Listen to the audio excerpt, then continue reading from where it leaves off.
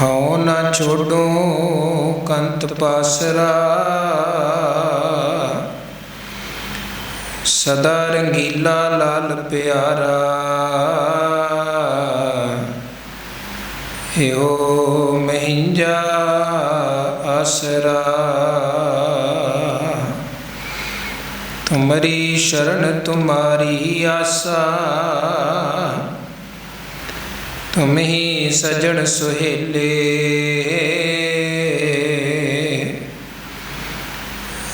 राखो राखण हार दयाला। नानक करके गोले, राखो राखण हार दयाला। नानक करके गोले, तेरे कवन कवन गुण कह गावा। तू साहिब गुणी निधाना,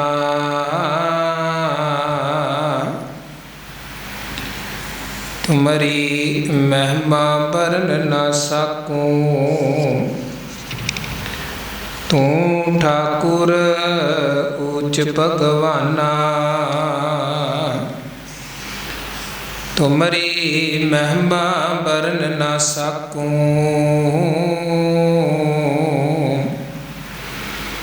तू ठाकुर ऊच भगवाना। सतनाम वाहिगुरु साहिब जियो, एक ओंकार। सतनाम करता पुरख, निर्भउ निर्वैर। अकाल मूरत अजूनी सैभं गुर प्रसाद।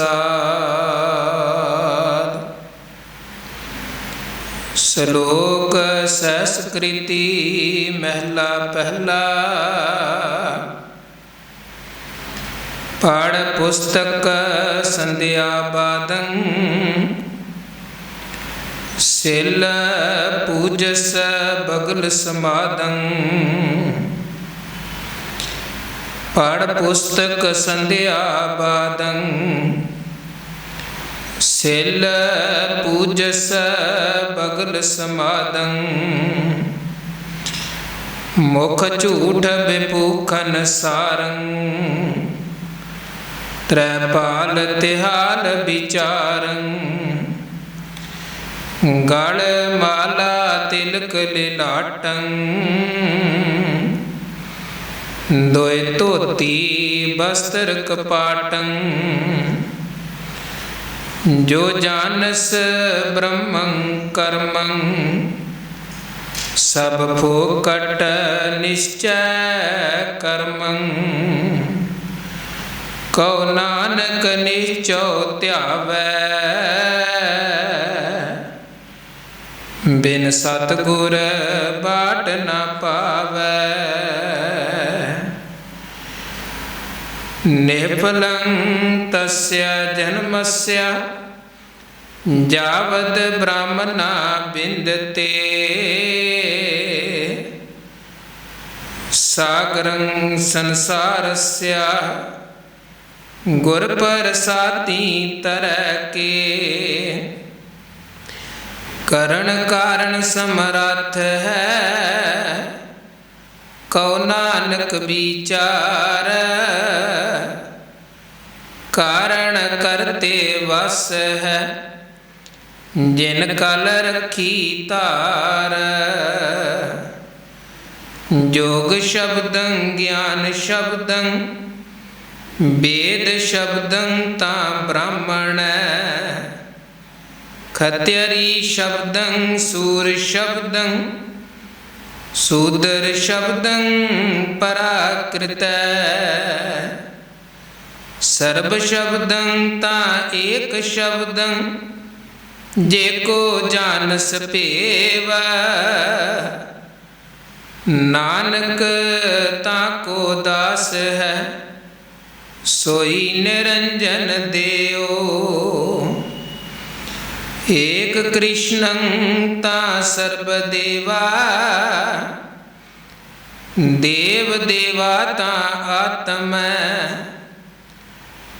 आत्मं श्री वासुदेवस्य जे कोई जानस पेवा नानक ताको दास है सोई निरंजन देव एक कृष्णं ता सर्वदेवा देव देवाता आत्म आत्मं श्री वासुदेवस्य जे कोई जानस पेवा नानक ताको दास है सोई निरंजन देव।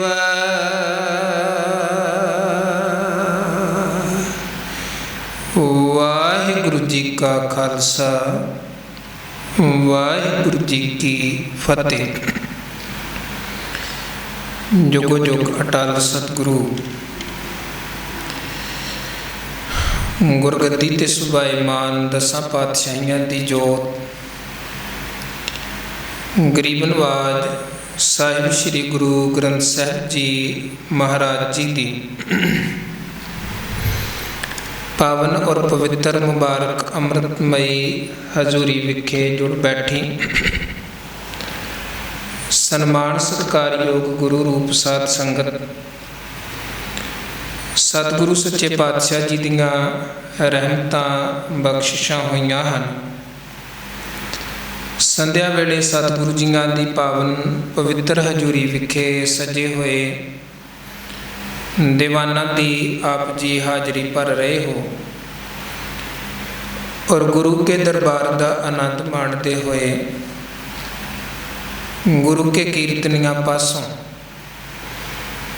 पावन बाणी के शब्द कीर्तन निता प्रति की तरह प्यार सत्कार सहित श्रवण कर इन्हां सुभाग घड़ियां नूं आप जी ने सकारत बनाया सफला बनाया है। गुरबाणी के नाल जुड़ के गुरबाणी कीर्तन के नाल जुड़ के उपरंत आओ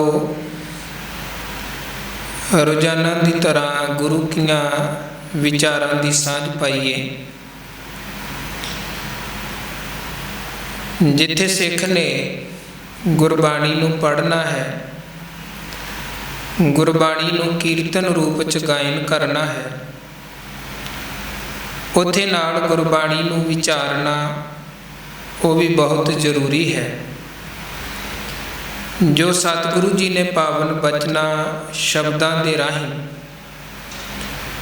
सानू गुरमत ज्ञान दियां दातां बख्शियां ने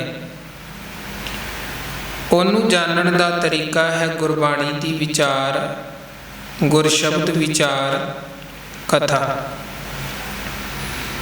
और कथा दी जो महानता है उहदे सानू कई इतिहासक प्रमाण भी मिलते ने। जिथे गुरु अर्जन देव महाराज सच्चे पातशाह जी ने सिखां नूं समझाया सी कि बाणी की कथा इदां है जिवें सौण महीने की सहजे सहजे बरसदी हुई बरसात है। सहजे सहजे पानी बरसदा है तो वह जिन्ना पानी जिन्नियां बरसात दियां बूंदां बरसदियां ने जमीन उन्नू सोखदी जाती है उन्नू संभालती जाती है। कथा का प्रभाव भी उस तरह है। कीर्तन की अपनी वडियाई है पर उन्नू सतगुरु ने मोहले धार बारिश की तरह किया है। कीर्तनीय सिंह कीर्तन करते ने, शब्द गायन करते ने, बड़ा रस बड़ा आनंद बनता है, संगत झूम उठती है। पर 5-7 मिनटां दे विच वो सारा शब्द 10-15 मिनटां च पढ़ देंदे हैं ते शब्द दे गायन दे रस दे विच आपां इन्ने जुड़े हुंदे हाँ कि वो फिर गायन दा रस ते आपां माण रहे। पर जो शब्द रूपी भांडे च गुरु साहब ने उपदेश दिता है, कई बार उन्होंने समझण वाले पासे जां बहुत बार ध्यान उधर नहीं जाता। एक संगीत दा रस, एक गायन दा रस साडे अंतर आत्मे नूं झंझोड़दा है, पर बिरती केवल उस रस तक सीमित रहिंदी है। आनंद जरूर कुछ पलां दा बचिया, पर जो ग्रहण करना चाहिए सी कई बार आपां वो ग्रहण नहीं कर पाते। जिवें हुणे 2 शब्दां दा कीर्तन गुरु के कीर्तनीय करके गए हैं। हुण की उन्हां शब्दां दे राहीं सतगुरु ने उपदेश दिता, मैसेज दिता, बहुत घट ना मात्र साडी समझ च नहीं आया ते कुछ पलां बाद सानूं भुल भी जाता है कि शब्द पढ़े किहड़े गए सन। पर जदों कथा हुंदी है, बड़े सहज दे नाल, बरीकी दे नाल आपां गुरु कीआं विचारां दी विचार करते हाँ, गुरु के शब्दां दी विचार करते हाँ, कला कला प्रमाण, कला कला शब्द आपां पढ़ते विचारते हाँ, वो फिर चीज़ां साडे मन च बहिंदियां जांदियां हन, साडी सुरत च वो विचार बहिंदे जाते हैं। ये हो सकता है कि वो भी असी वक्ती तौर पर भुल जाइए, हो सकता है भुल जाइए, पर फिर भी वो विचारां जिवें कोई डाटा असी अपने फोन अंदर, कंप्यूटर अंदर सेव करते हाँ, उस तरह ये विचारां बेशक वक्ती तौर पर सानू भुल जाण, पर असल च वो चीज़ां साडे अंदर सेव हुंदियां जांदियां हन। फिर किते ना किते उन्हां चीज़ां नूं जदों किधरे जरूरत पैंदी है, साडा मन अपने आप अंतर आत्मे जिहड़ा सिस्टम है उहदे च सर्च करदा, फिर वो चीज़ां बाहर भी अपने आप निकलदियां हैं। ते कई बार एक बार आपां गल सुनी सानू भुल गई, पर दूजी बार उही गल किसी जगह ते आपां दोबारा सुनते हाँ, कोई रिपीट करदा, साडे मन अंदर एकदम वो सर्चिंग चलदी है कि ये चीज़ ते आपां पहलां भी सुनी सी, ते वो थोड़ी जिन्नी भावें दूजे सुनाण वाले ने केवल टुक मात्र प्रमाण दिता होवे, सानू एकदम सारी दी सारी साखी दा, सारी विचार दा, सारी गल दा चेता आ जाता, क्योंकि वो विचार मन अंदर बहिंदी गई। महाराज गुरु अर्जन साहब कहने लगे, कथा इदां है जिवें सावन की सहजे सहजे बरसदी बरसात है, जिन्नियां बूंदां बरसियां उन्नियां जमीन दे विच सोखियां जांदियां गईयां, उस जगह ते वो समा गईयां। बाणी च भी सतगुरु जी ने बहुत प्रमाण दे के शब्द विचार दे नाल जुड़न दा उपदेश दिता। सब ते उत्तम हर की कथा, नाम सुनत दर्द दुख लथा दी गल भी कीती है।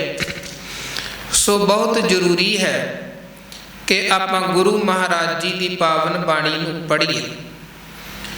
बहुत जरूरी है आपां बाणी दे कीर्तन दे नाल जुड़ीए, और उदों भी ज़्यादा जरूरी है आपां बाणी नूं विचारीए, बाणी नूं समझीए, क्योंकि जदों आपां विचार करते हाँ उदों सानू एक ते बाणी च सतगुरु ने की मैसेज की उपदेश दिता है उदा पता लगता है विचार कीतियां।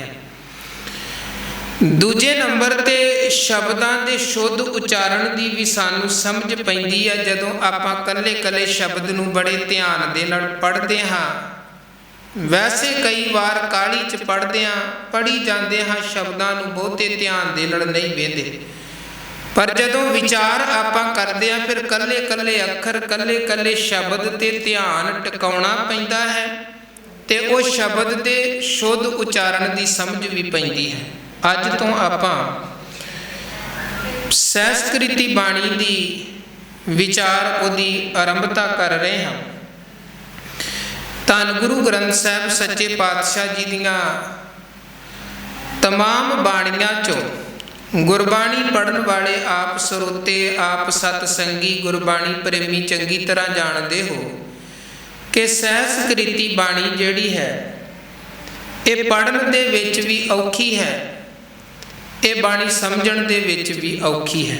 ਵੈਸੇ 2-3 ਸ਼ਬਦ ਗੁਰੂ ਗ੍ਰੰਥ ਸਾਹਿਬ ਜੀ ਦੇ ਹੋਰ ਹਨ ਜਿਨ੍ਹਾਂ ਨੂੰ ਗੁਰਬਾਣੀ ਗਿਆਤਾ ਪੜ੍ਹਨਾ ਉਚਾਰਨ ਦੇ ਵਿੱਚ ਬੜੇ ਔਖੇ ਸ਼ਬਦ ਸਮਝਦੇ ਹਨ। ਇੱਕ ਤਿਲੰਗ ਰਾਗ ਵਿਖੇ ਗੁਰੂ ਨਾਨਕ ਦੇਵ ਜੀ ਮਹਾਰਾਜ ਜੀ ਦਾ ਉਚਾਰਨ ਕੀਤਾ ਹੋਇਆ ਸ਼ਬਦ ਹੈ ਤਿਲੰਗ ਰਾਗ ਦਾ ਸਭ ਤੋਂ ਪਹਿਲਾ ਸ਼ਬਦ, ਕਿਉਂਕਿ ਉਹ ਸ਼ਬਦ ਦੇ ਅੰਦਰ ਜਿਹੜੇ ਅੱਖਰ ਲਫ਼ਜ਼ ਸਤਿਗੁਰਾਂ ਨੇ ਵਰਤੇ ਨੇ ਉਹ ਸਾਡੀ ਆਮ ਬੋਲੀ ਦੇ ਵਿੱਚ ਵਰਤੋਂ 'ਚ ਨਹੀਂ ਆਉਂਦੇ, ਨਾ ਮਾਤਰ ਉਹ ਸ਼ਬਦ ਵਰਤਦੇ ਹਾਂ ਆਪਾਂ। ਤੇ ਜਦੋਂ ਇੱਕਦਮ ਉਹ ਸ਼ਬਦ ਰਾਹੀਂ ਸਾਨੂੰ ਉਹ ਸਾਰੇ ਅੱਖਰ ਪੜ੍ਹਨੇ ਪੈਂਦੇ ਨੇ ਫਿਰ ਬੜੇ ਔਖੇ ਲੱਗਦੇ ਹਨ। ਫਾਰਸੀ ਭਾਸ਼ਾ ਦਾ ਵੈਸੇ ਉਹ ਸ਼ਬਦ ਹੈ ਜਕ ਅਰਜ ਗੁਫਤਮ ਪੇਸ਼ ਦੋ ਦਰ ਕੋਸ਼ ਕੁਨ ਕਰਤਾਰ ਹੱਕਾ ਕਬੀਰ ਕਰੀਮ ਤੂੰ ਬੇਐਬ ਪਰਵਦਗਾਰ। ਇਹਦੇ ਤੋਂ ਬਿਨਾਂ ਇੱਕ ਸ਼ਬਦ ਭਗਤ ਜੈਵ ਦੇਵ ਜੀ ਦਾ ਉਚਾਰਨ ਕੀਤਾ। ਵੈਸੇ ਇਸ ਸ਼ਬਦ ਨੂੰ ਗੁਰੂ ਗ੍ਰੰਥ ਸਾਹਿਬ ਜੀ ਦਾ ਸਭ ਤੋਂ ਮਹਿੰਗਾ, ਸਭ ਤੋਂ ਉਚਾਰਨ ਦੇ ਵਿੱਚ ਔਖਾ ਸ਼ਬਦ ਮੰਨਿਆ ਜਾਂਦਾ ਹੈ।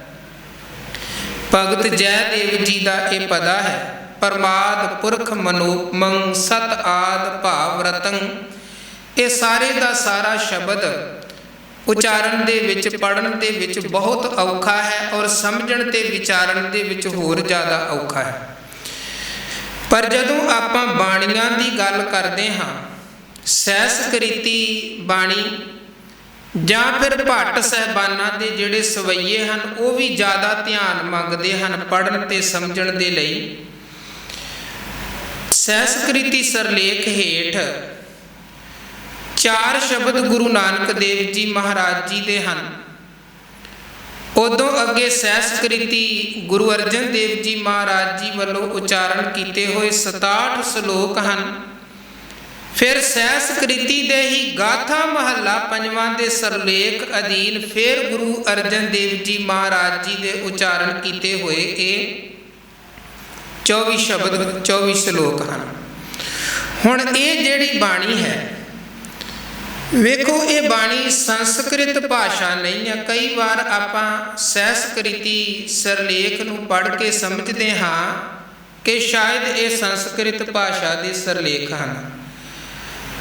ਇਹ ਜਿਹੜੀ ਬਾਣੀ ਹੈ ਇਹ ਪਾਲੀ ਅਤੇ ਪ੍ਰਾਕ੍ਰਿਤ ਭਾਸ਼ਾ ਹਨ, ਉਹਨਾਂ ਦਾ ਮਿਸ਼ਰਣ ਹੈ। ਕੁਝ ਸ਼ਬਦ ਇਹਦੇ 'ਚ ਹਿੰਦੀ ਦੇ, ਪੰਜਾਬੀ ਦੇ, ਸੰਸਕ੍ਰਿਤ ਦੇ ਵੀ ਮੌਜੂਦ ਹਨ, ਪਰ ਮੁੱਖ ਰੂਪ ਦੇ ਵਿੱਚ ਪਾਲੀ ਤੇ ਪ੍ਰਾਕ੍ਰਿਤ ਭਾਸ਼ਾ ਇਹ ਜਿਹੜੀ ਬਾਣੀ ਹੈ ਇਸ ਬਾਣੀ ਦਾ ਆਧਾਰ ਹੈ, ਇਸ ਬੋਲੀ ਦੀ ਇਹ ਬਾਣੀ ਹੈ।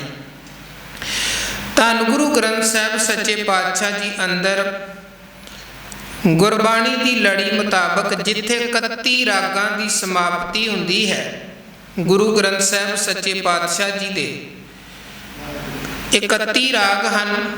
ਸਭ ਤੋਂ ਅਖੀਰ ਤੇ ਹੈ ਜੈਜਾਵੰਤੀ ਰਾਗ।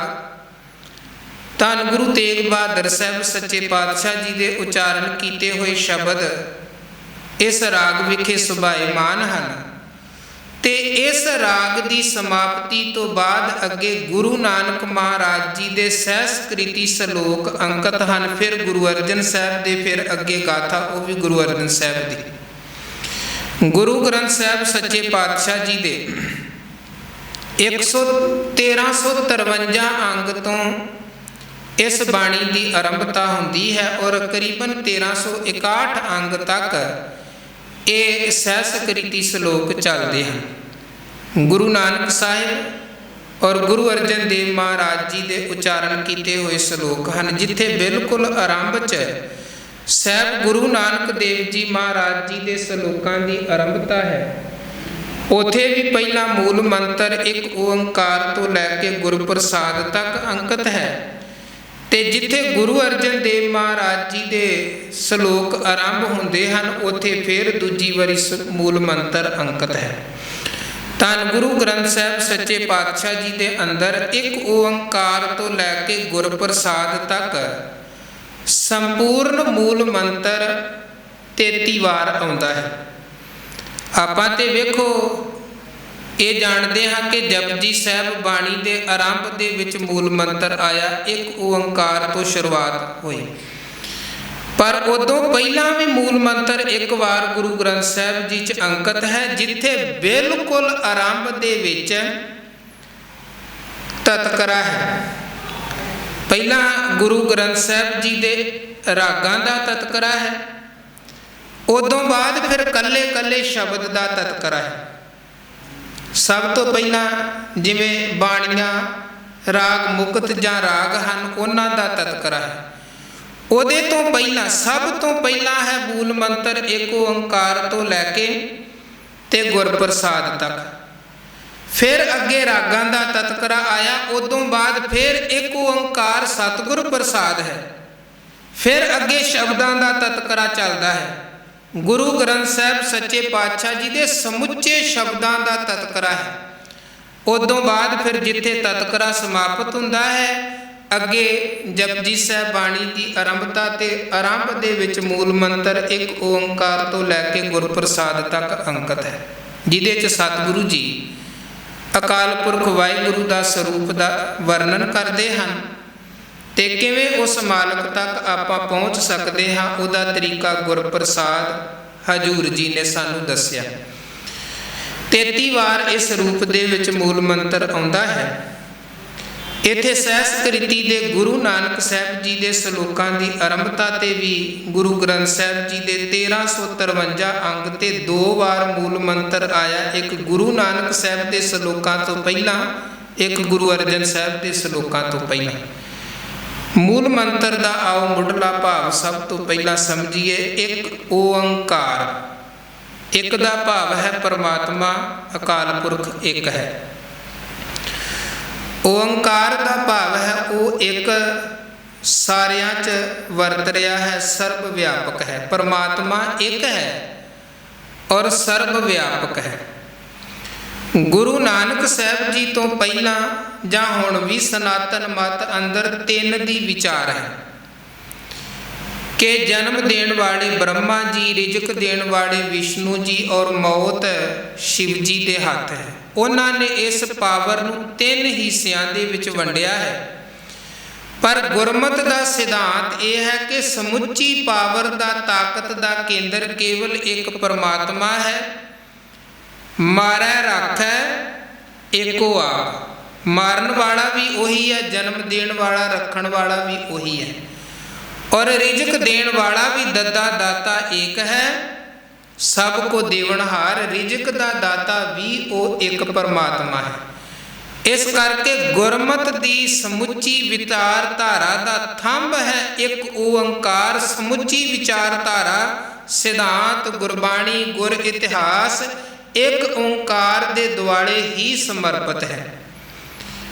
ਇੱਕ ਓੰਕਾਰ, ਪਰਮਾਤਮਾ ਇੱਕ ਹੈ, ਇਸ ਸਿਧਾਂਤ ਔਰ ਬਾਣੀ 'ਚ ਜਾਂ ਸਤਿਗੁਰਾਂ ਨੇ ਆਪਣੇ ਜੀਵਨ 'ਚ ਪ੍ਰਚਾਰ ਪ੍ਰਸਾਰ ਸਮੇਂ ਜਗ੍ਹਾ ਜਗ੍ਹਾ ਤੇ ਮਨੁੱਖਤਾ ਨੂੰ ਇੱਕ ਦੇ ਨਾਲ ਜੋੜਿਆ ਤੇ ਇੱਕ ਦੇ ਨਾਲ ਜੁੜਨ ਦਾ ਉਪਦੇਸ਼ ਦਿੱਤਾ।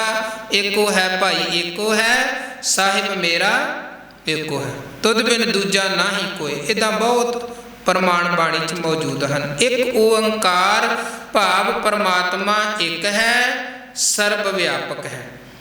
ਸਤਿਨਾਮ, ਉਹਦਾ ਜੋ ਨਾਮ ਹੈ ਉਹ ਸਤ ਹੈ।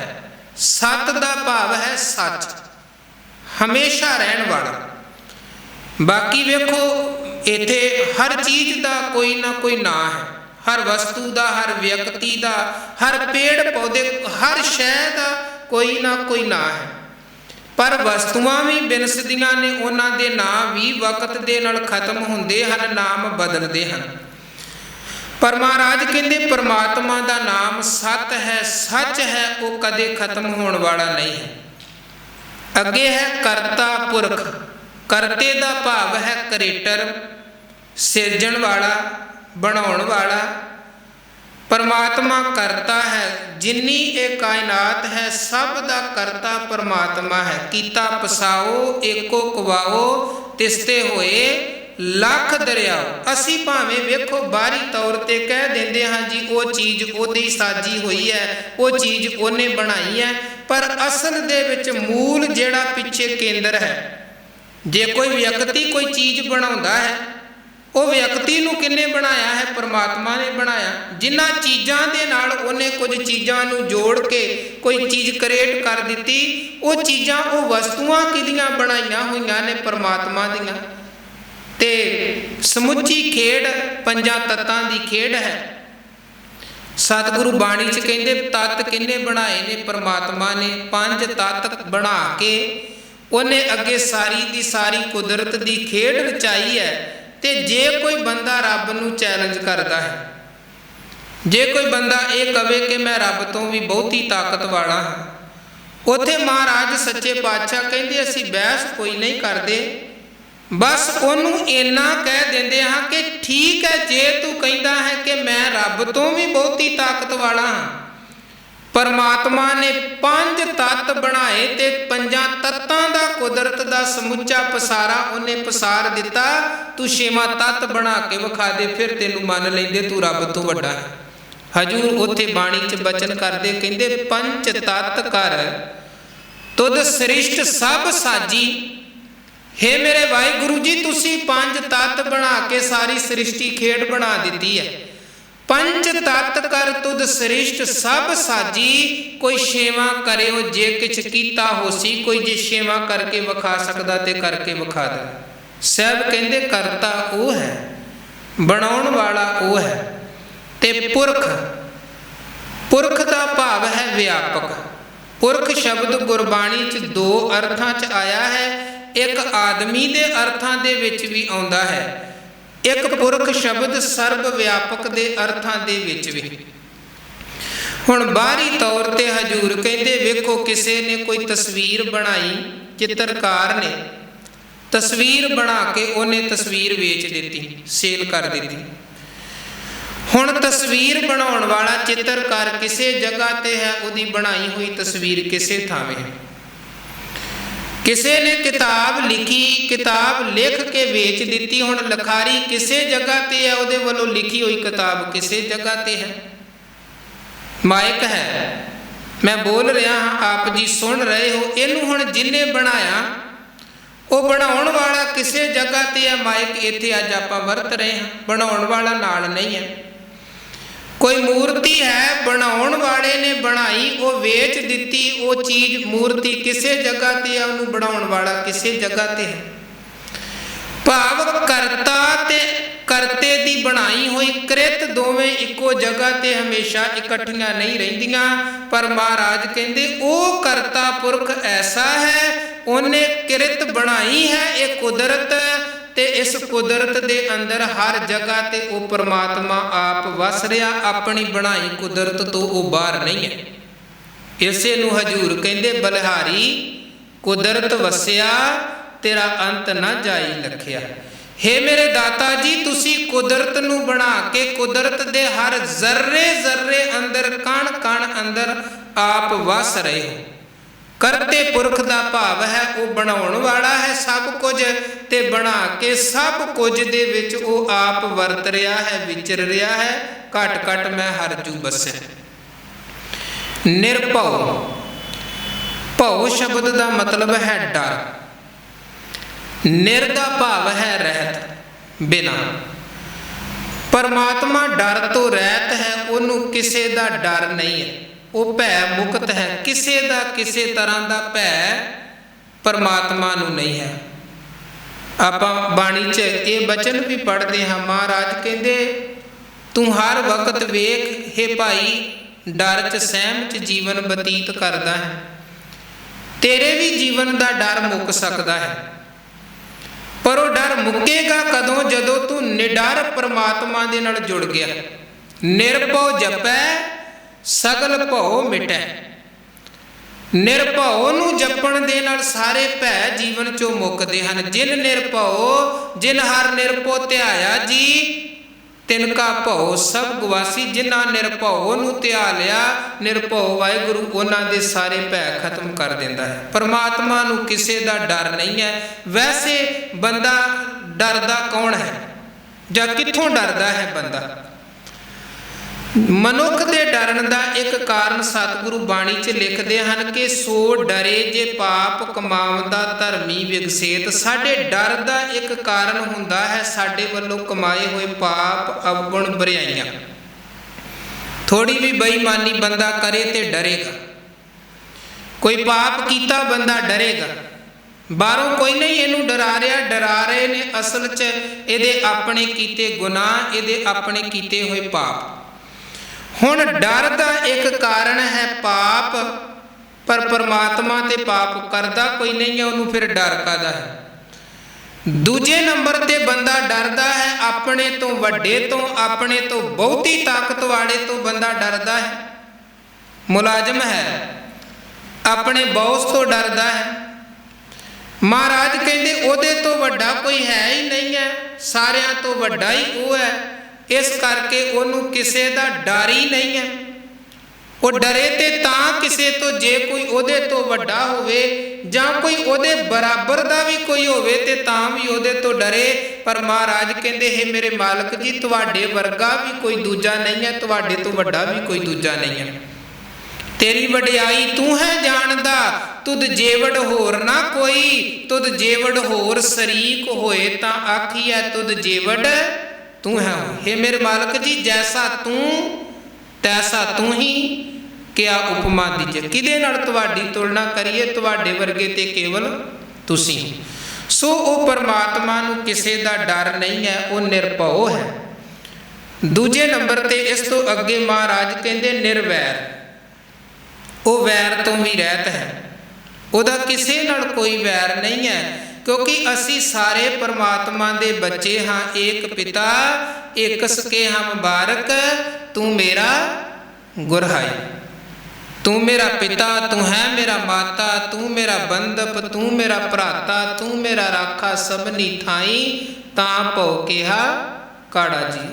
ਮਹਾਰਾਜ ਕਹਿੰਦੇ ਉਹਦਾ ਕਿਸੇ ਦੇ ਨਾਲ ਕੋਈ ਵੈਰ ਨਹੀਂ ਹੈ, ਉਹਦੇ ਲਈ ਅਸੀਂ ਸਾਰੇ ਜੀਵ ਬਿਲਕੁਲ ਇੱਕੋ ਜਿਹੇ। ਅੱਗੇ ਹਜੂਰ ਫਰਮਾਨ ਕਰਦੇ ਹਨ ਅਕਾਲ ਮੂਰਤ। ਅਕਾਲ ਮੂਰਤ, ਕਾਲ ਸ਼ਬਦ ਦਾ ਭਾਵ ਹੈ ਮੌਤ ਜਾਂ ਸਮਾਂ। ਇਹਦੇ ਤੋਂ ਪਹਿਲਾਂ ਸਤਿਗੁਰਾਂ ਨੇ ਲਾਇਆ ਹੈ ਐੜਾ, ਭਾਵ ਕਾਲ ਤੋਂ ਰਹਿਤ। ਆਪਾਂ ਜਾਣਦੇ ਹਾਂ ਪੰਜਾਬੀ ਭਾਸ਼ਾ 'ਚ ਕੁਝ ਸ਼ਬਦਾਂ ਨੂੰ ਵਿਰੋਧੀ ਸ਼ਬਦ ਬਣਾਉਣ ਦੇ ਲਈ ਐੜੇ ਦੀ ਵਰਤੋਂ ਹੁੰਦੀ ਹੈ। ਮਹਾਰਾਜ ਸੱਚੇ ਪਾਤਸ਼ਾਹ ਕਹਿੰਦੇ ਅਕਾਲ, ਉਹ ਕਾਲ ਤੋਂ ਰਹਿਤ ਹੈ, ਉਹਦੇ ਤੇ ਸਮੇਂ ਦਾ ਕੋਈ ਪ੍ਰਭਾਵ ਨਹੀਂ ਹੈ ਔਰ ਉਹਦੇ ਤੇ ਮੌਤ ਦਾ ਵੀ ਕੋਈ ਪ੍ਰਭਾਵ ਨਹੀਂ ਹੈ। ਉਹ ਅਵਿਨਾਸ਼ੀ ਹੈ, ਕਦੇ ਨਾਸ਼ ਹੋਣ ਵਾਲਾ ਨਹੀਂ ਹੈ। ਮੂਰਤ ਦਾ ਭਾਵ ਹੈ ਸਰੂਪ, ਮੂਰਤ ਦਾ ਭਾਵ ਹੈ ਸਰੂਪ। ਵੈਸੇ ਆਪਾਂ ਮੂਰਤ ਸ਼ਬਦ ਤਸਵੀਰ ਦੇ ਲਈ ਵਰਤਦੇ ਹਾਂ ਜਾਂ ਮੂਰਤੀ ਸ਼ਬਦ ਵਰਤਿਆ ਜਾਂਦਾ ਹੈ, ਜਿਹੜੀ ਪੱਥਰ ਦੀ ਕੜੀ ਹੋਈ ਮੂਰਤੀ ਹੈ। ਇੱਥੇ ਅਕਾਲ ਮੂਰਤ ਸ਼ਬਦ ਦਾ ਭਾਵ ਹੈ ਜੋ ਪਰਮਾਤਮਾ ਦੀ, ਵਾਹਿਗੁਰੂ ਦੀ ਸ਼ਖਸੀਅਤ ਹੈ, ਜੋ ਪਰਮਾਤਮਾ ਦਾ ਸਰੂਪ ਹੈ। ਮਹਾਰਾਜ ਕਹਿੰਦੇ ਉਹ ਮੌਤ ਤੋਂ, ਉਹ ਸਮੇਂ ਦੇ ਕਾਲ ਦੇ ਪ੍ਰਭਾਵ ਤੋਂ ਰਹਿਤ ਹੈ। ਜਨਮ ਮਰਨ ਤੇ ਰਹਿਤ ਨਾਰਾਇਣ। ਅੱਗੇ ਸ਼ਬਦ ਹੈ ਅਜੂਨੀ। ਹੁਣ ਵੇਖੋ ਇਹ ਸ਼ਬਦ ਧਿਆਨ ਦੇ ਨਾਲ ਪੜ੍ਹਨਾ ਹੈ, ਐੜਾ ਲਮਕਾ ਕੇ ਨਹੀਂ ਪੜ੍ਹਨਾ ਹੈ। ਕਈ ਵਾਰ ਆਪਾਂ ਐੜਾ ਸ਼ਬਦ ਲਮਕਾ ਕੇ ਪੜ੍ਹਦੇ ਹਾਂ ਤੇ ਅਜੂਨੀ ਨੂੰ ਆਜੂਨੀ ਬੋਲਦੇ ਹਾਂ, ਉਹ ਸ਼ਬਦ ਦਾ ਗਲਤ ਉਚਾਰਨ ਹੈ। ਗੁਰਬਾਣੀ ਪੜ੍ਹਦੇ ਹਾਂ ਇਹ ਬਰੀਕੀਆਂ ਵੀ ਨਾਲ ਦੀ ਨਾਲ ਧਿਆਨ 'ਚ ਰੱਖਣ ਦੀ ਲੋੜ ਹੈ। ਜਿਵੇਂ ਜਪਜੀ ਸਾਹਿਬ ਅੰਦਰ ਆਪਾਂ ਇੱਕ ਸ਼ਬਦ ਪੜ੍ਹਦੇ ਹੁਕਮੀ ਹੋਵਣ ਆਕਾਰ ਹੁਕਮ ਨਾ ਕਹਿਆ ਜਾਈ। ਉੱਥੇ ਕਈ ਵਾਰ ਆਪਾਂ ਅਣਗਹਿਲੀ 'ਚ ਆਕਾਰ ਨੂੰ ਆਕਾਰ ਹੀ ਪੜ੍ਹੀ ਜਾਂਦੇ ਹਾਂ, ਪਰ ਧਿਆਨ ਦੇ ਨਾਲ ਕੱਲ ਨੂੰ ਜਪਜੀ ਸਾਹਿਬ ਦਾ ਪਾਠ ਕਰਦਿਆਂ ਵੇਖਿਓ ਐੜੇ ਦੇ ਕੰਨਾਂ ਲੱਗਿਆ ਹੋਇਆ ਹੈ, ਸ਼ਬਦ ਆਕਾਰ ਹੈ। ਆਕਾਰ ਐੜੇ ਦੇ ਕੰਨਾਂ ਲੱਗਿਆ, ਉਹ ਵੀ ਨਾਲ ਪੜ੍ਹਨਾ ਹੈ। ਔਰ ਵੈਸੇ ਸਧਾਰਨ ਰੂਪ 'ਚ ਗੁਰਬਾਣੀ ਗਲਤ ਪੜ੍ਹਨ ਦੇ ਦੋ ਕਾਰਨ ਹੁੰਦੇ ਹਨ। ਇੱਕ ਤੇ ਗੁਰਬਾਣੀ ਦੇ ਸ਼ਬਦਾਂ ਦੇ ਸਹੀ ਉਚਾਰਨ ਦੀ ਸਮਝ ਨਾ ਹੋਣੀ, ਬੰਦਾ ਨਾ ਸਮਝ ਹੋਣ ਕਰਕੇ ਸ਼ਬਦ ਗਲਤ ਪੜ੍ਹਦਾ ਹੈ, ਕਿਉਂਕਿ ਸ਼ਬਦ ਦੇ ਉਚਾਰਨ ਦਾ ਪਤਾ ਨਹੀਂ ਹੈ ਕਿ ਸ਼ਬਦ ਦੇ ਅਖੀਰ ਤੇ ਟਿੱਪੀ ਲੱਗੀ ਹੋਈ ਹੈ, ਉਹ ਸ਼ਬਦ ਦਾ ਉਚਾਰਨ ਕਿੱਦਾਂ ਕਰਨਾ, ਜਿੱਦਾਂ ਸਹਿਬੰਗ ਹੈ। कई बार सानू पता नहीं हुंदा, आपां अखीर ते लगी हुई टिप्पी नूं गग्गे दे रूप दे विच, कई नन्ने दे रूप दे विच पढ़दे ने।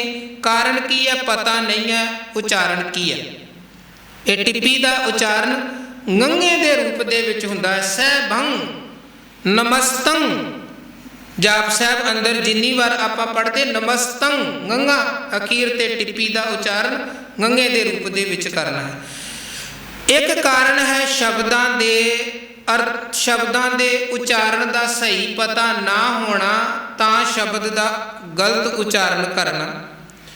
ते दूजा गुरबाणी गलत पढ़न दा एक वड्डा कारण हुंदा है साडी अणगहली भी।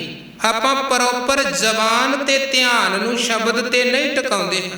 कई बार आपां सोचते हैं कोई ना जी बाणी याद ही है ते बस लगा, भावें हत्थ च गुटका भी पढ़िया होवे फड़िया होवे ते फिर भी आपां पढ़ी जाते हैं, ते जिद्दां शब्द साडे गलत जुबान ते चढ़े हुंदे ने, गलती पढ़ी जाते हैं अणगहली करके। जुबान ते ध्यान एक जगह ते नहीं टिकिया, शब्द ते नहीं टिकिया ते शब्द नूं गलत पढ़ लिया। हुण अजूनी शब्द आपां रोज़ पढ़दे हां, पर कईयां दी जुबान ते आ जूनी चढ़िया होया, वो कदे इहदे ते अखरां ते ध्यान देंदे ही नहीं हन, ते बेध्यानी च पढ़ी जाते हैं ते गलत पढ़ी जाते हैं। सो ये शब्द है अजूनी। अजूनी का भाव है जूना तो रहत। परमात्मा जोना च आउण वाला नहीं है, वो जोना तो रहत है।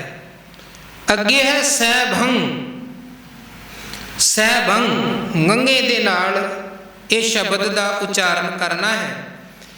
ਇਹਦਾ भाव है कि जो परमात्मा का प्रकाश है, परमात्मा की जो होंद हस्ती है, वो अपने आप तो होई है, उन्होंने किसी दूजे ने नहीं बनाया। जिवें असी हाँ, साडा जन्म होया माता पिता दे राही, संसार अंदर साडा जन्म होया।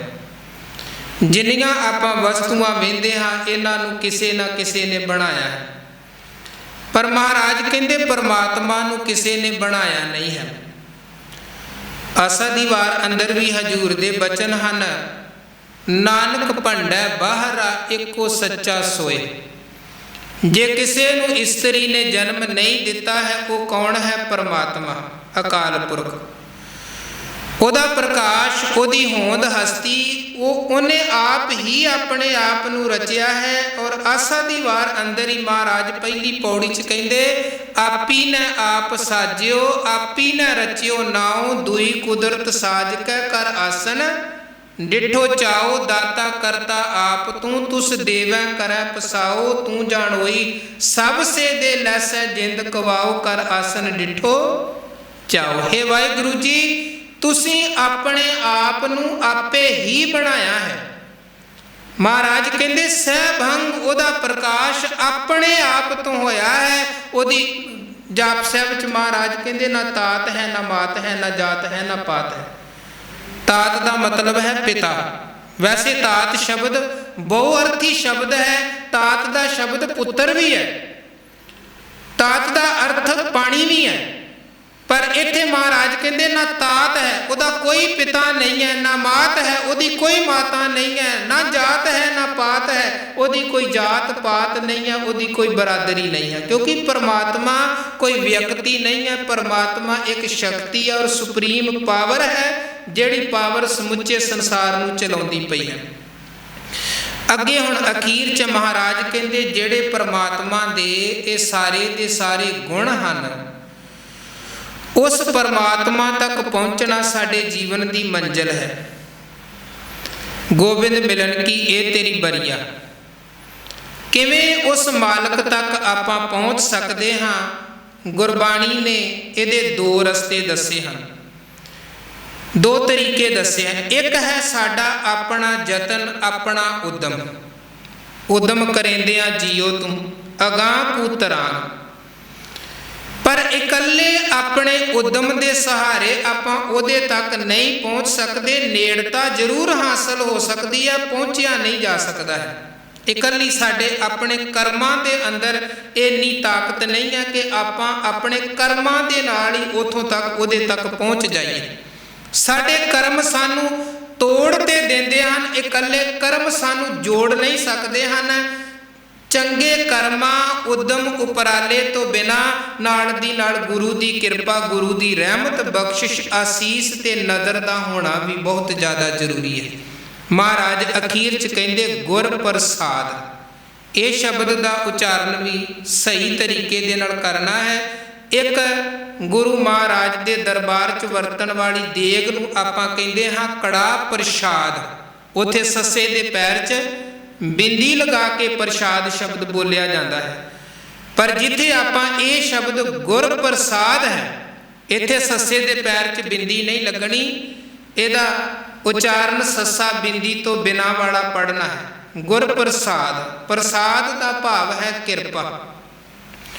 ਗੁਰੂ ਦੀ ਕਿਰਪਾ ਸਦਕਾ, ਗੁਰੂ ਦੀ ਰਹਿਮਤ ਸਦਕਾ, ਗੁਰੂ ਦੀ ਮਿਹਰਮਤ ਸਦਕਾ ਜੀਵ ਉਸ ਮਾਲਕ ਤੱਕ ਪਹੁੰਚ ਸਕਦਾ ਹੈ। ਔਰ ਗੁਰੂ ਤੇਗ ਬਹਾਦਰ ਸਾਹਿਬ ਦੇ ਬਚਨ, ਗੁਰ ਕਿਰਪਾ ਜਿਹ ਨਰ ਕੋ ਕੀਨੀ ਤੇ ਇਹ ਜੁਗਤ ਪਛਾਨੀ, ਨਾਨਕ ਲੀਨ ਭਇਓ ਗੋਬਿੰਦ ਸਿਉ ਜਿਉ ਪਾਣੀ ਸੰਗ ਪਾਣੀ। ਜਿਹਦੇ ਤੇ ਗੁਰੂ ਦੀ ਰਹਿਮਤ ਵਰਤਦੀ ਹੈ, ਉਹਦੀ ਫਿਰ ਇਹ ਜੀਵਨ ਯਾਤਰਾ ਸਫਲ ਹੁੰਦੀ ਹੈ। ਉਹ ਉਸ ਮਾਲਕ ਤੱਕ ਪਹੁੰਚ ਜਾਂਦਾ ਹੈ ਜਿਹੜਾ ਮਾਲਕ ਇੱਕ ਹੈ, ਸਰਬ ਵਿਆਪਕ ਹੈ, ਜਿਹਦਾ ਨਾਮ ਸੱਚਾ, ਜਿਹੜਾ ਸਭ ਕੁਝ ਨੂੰ ਸਾਜਣ ਵਾਲਾ, ਭੈ ਤੋਂ ਰਹਿਤ, ਵੈਰ ਤੋਂ ਰਹਿਤ ਹੈ, ਕਾਲ ਮੌਤ ਸਮੇਂ ਦੇ ਪ੍ਰਭਾਵ ਤੋਂ, ਜੂਨਾਂ ਤੋਂ ਰਹਿਤ। ਉਸ ਮਾਲਕ ਤੱਕ ਉਹ ਜੀਵ ਪਹੁੰਚਦਾ ਹੈ ਜਿਹਦੇ ਤੇ ਗੁਰੂ ਦੀ ਕਿਰਪਾ, ਗੁਰੂ ਦੀ ਰਹਿਮਤ, ਗੁਰੂ ਦੀ ਬਖਸ਼ਿਸ਼ ਵਰਤਦੀ ਹੈ।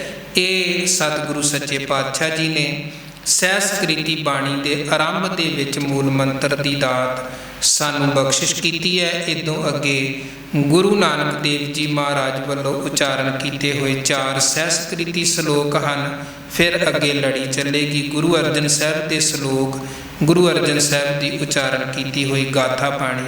ਸੋ ਇਹ ਵਿਚਾਰ ਹੁਣ ਆਪਾਂ ਨਿਤਾ ਪ੍ਰਤੀ ਕਰਨੀ ਹੈ, ਕਿਉਂਕਿ ਅਕਸਰ ਸੰਗਤਾਂ ਕਹਿੰਦੀਆਂ ਹਨ ਜੀ ਇਹ ਬਾਣੀ ਪੜ੍ਹਨ ਦੇ ਵਿੱਚ ਬੜੀ ਕਠਿਨਾਈ ਆਉਂਦੀ ਹੈ, ਸ਼ਬਦਾਂ ਦੇ ਸ਼ੁੱਧ ਉਚਾਰਨ ਦਾ ਪਤਾ ਨਹੀਂ ਲੱਗਦਾ ਹੈ। ਸੋ ਬੇਨਤੀ ਹੈ ਕਿ ਆਪ ਵੱਧ ਤੋਂ ਵੱਧ ਜੁੜੋ ਔਰ ਬੜੇ ਧਿਆਨ ਦੇ ਨਾਲ ਨਿਤਾ ਪ੍ਰਤੀ ਇਹ ਵਿਚਾਰਾ ਸ਼ਰਵਣ ਕਰੋ, ਤਾਂ ਕਿ ਬਾਣੀ ਦੇ ਸ਼ੁੱਧ ਉਚਾਰਨ ਦਾ ਵੀ ਸਾਨੂੰ ਪਤਾ ਲੱਗੇ ਤੇ ਜੋ ਬਾਣੀ 'ਚ ਸਤਿਗੁਰੂ ਸੱਚੇ ਪਾਤਸ਼ਾਹ ਜੀ ਨੇ ਉਪਦੇਸ਼ ਬਖਸ਼ਿਸ਼ ਕੀਤੇ ਨੇ ਉਹਨਾਂ ਨੂੰ ਵੀ ਆਪਾਂ ਸਮਝ ਸਕੀਏ। ਗੁਰੂ ਦੀਆਂ ਖੁਸ਼ੀਆਂ ਮਿਲਣ, ਭੁੱਲਾਂ ਚੁੱਕਾਂ ਦੀ ਖਿਮਾ ਕਰਨੀ। ਫਤਿਹ ਪ੍ਰਵਾਨ ਕਰੋ ਜੀ। ਵਾਹਿਗੁਰੂ ਜੀ ਕਾ ਖਾਲਸਾ, ਵਾਹਿਗੁਰੂ ਜੀ ਕੀ ਫਤਿਹ।